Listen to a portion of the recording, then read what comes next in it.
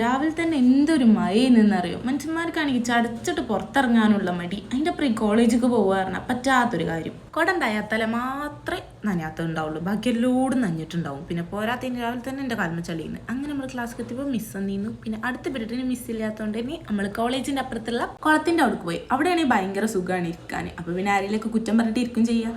അങ്ങനെ പിന്നെ നമ്മൾ അവിടെ എത്തിയതിൻ്റെ ശേഷം കുറേ മഴ പൊടിയണേന് എന്താണ് ചെമ്മീൻ മഴ എന്നൊക്കെ. അല്ല, നിങ്ങളെ നാട്ടിലൊക്കെ മഴ പൊടിയാന്നുള്ളതിന് എന്താ പറയാ?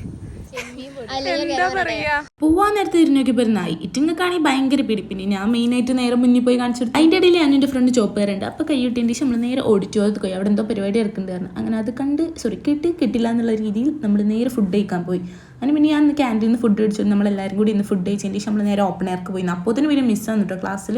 അങ്ങനെ ആ പീരീഡിന് ഇഷ്ട പീരീഡ് ക്ലാസ്സിലായതുകൊണ്ട് നമ്മളെല്ലാവരും പെരേക്കോ വന്ന്. അങ്ങനെ പ്രിയദർശനിക്ക് പോകാമെന്നപ്പോൾ വേറെ റൂട്ടിൽ പോകുന്ന പ്രിയദർശനി കണ്ടപ്പോൾ തന്നെ ബോധം കിട്ടുക ഗൈസ്. അങ്ങനെ നമ്മൾ നേരെ റെയിൽവേക്ക് തന്നെ പോന്നു. ഒരു കാപ്പി കുടിച്ചപ്പോൾ ട്രെയിൻ വന്നിട്ടുണ്ടായിരുന്നു.